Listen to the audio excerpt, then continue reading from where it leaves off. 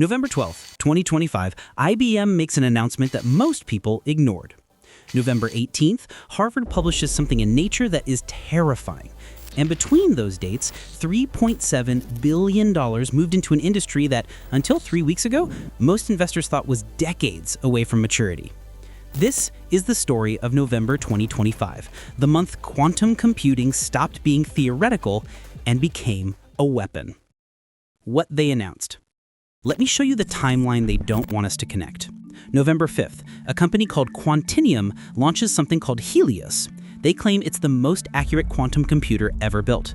98 qubits, 99.9% accuracy. Sounds impressive, but here's what's weird. They say companies like SoftBank and JP Chase have already been using it for 2 months in secret. 2 months before the public announcement. Then, November 12th, IBM unveils not one, but 2 quantum processors, Nighthawk with 120 qubits, and something experimental they're calling Loon. They promise quantum advantage by the end of 2026. 1 year away. Not 10 years, not 5, 1. And then November 18th, Harvard researchers publish in Nature that they've solved quantum computing's biggest problem, error correction. The thing that's been holding this technology back for 30 years? They fixed it. But here's where it gets strange. Why now? Why all at once? Why are 3 separate institutions across 2 continents announcing breakthroughs within 13 days of each other? Either this is the most unlikely coincidence in scientific history, or someone knew this was coming. The money trail. Follow the money. It always tells the real story. In the first 9 months of 2025, quantum computing companies raised $3.77 billion in equity funding. That's triple what they raised in all of 2024. But it gets better. National governments invested $10 billion by April of this year. $10 billion. That's up from $1.8 billion in the entire previous year. Who knew? What did they know? And when did they know it? Because here's the thing about institutional money. It doesn't move unless someone whispers something. Venture capitalists don't triple their investments in 9 months because they write a nice press release. Governments don't 5x their quantum budgets because of academic curiosity. They invest when they have intelligence. When someone tells them, this is about to break. Get in now or you'll be locked out forever. And the stock prices? Quantum computing stocks are up, and I'm not making this number up, 3,000% over the past year. 3,000%. That's not normal market behavior. That's not tech sector growth. That's panic buying. That's people with insider knowledge positioning themselves before the rest of us even understand what's happening. McKinsey published a report estimating quantum computing will create $1.3 trillion in value by 2035. But here's what McKinsey won't tell you. Who gets that $1.3 trillion? And who gets left behind? What they're not saying. Let's talk about what quantum computers actually do, because this is where the fear starts. IBM says their systems can solve problems in minutes that would take traditional supercomputers thousands of years. Think about what that means. Your password, the encryption protecting your bank account, your medical records, your private messages, all of it is based on math that classical computers can't crack because it would take too long. But a quantum computer? It doesn't need time. It can try every possible combination simultaneously. That's what superposition means. It's not faster, it's fundamentally different. And here's the terrifying part. Harvard just announced they built a quantum computer that can run continuously. Not for seconds, not for minutes. They ran it for over 2 hours, and they say it could theoretically run forever. Forever. Now, IBM and Harvard and Quantinuum will tell you, don't worry, we'll use this for drug discovery, we'll cure cancer, we'll design better batteries. Maybe they will. But BMW and Airbus are working with Quantinuum right now to research fuel cells. JP Chase has been running commercially relevant research for 2 months. What kind of commercially relevant research does a bank need that requires a quantum computer? Financial modeling, they say. Portfolio optimization.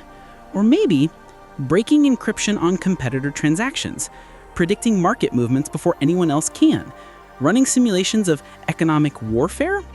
They won't tell you. They'll just say, trust us, we're the experts, this is good for everyone. But when has that ever been true? The Hardvard Revelation. The Harvard paper is the one that keeps me up at night. They published it Monday in Nature, one of the most prestigious science journals in the world. The headline breakthrough? They demonstrated error correction below a critical threshold. In plain English, they solved the problem that made quantum computers unreliable. Qubits, quantum bits, are incredibly fragile. They lose information constantly. It's called decoherence. For 30 years, that's been the excuse. We can't scale quantum computers because errors pile up too fast. Not anymore.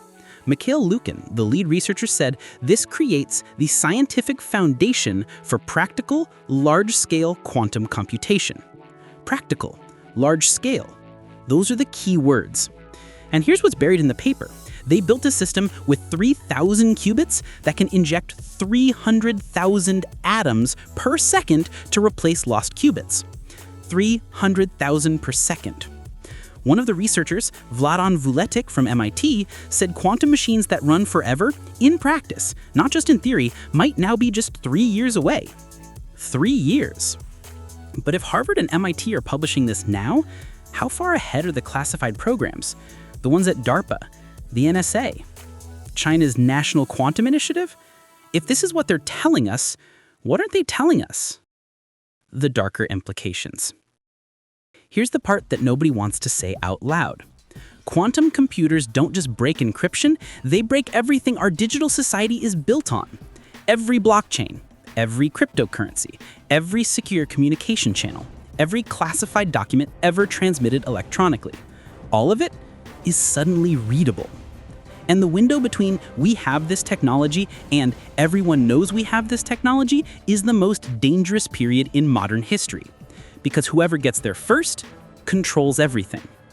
China launched a new visa program this month to recruit foreign quantum scientists. They're modeling it after the US H-1B system. Why? Because they know what's coming. IBM formed something called the Quantum Scaling Alliance on November 10th. A consortium of 8 companies working together to make quantum computing scalable and practical. Scalable and practical. By whose timeline? For whose benefit?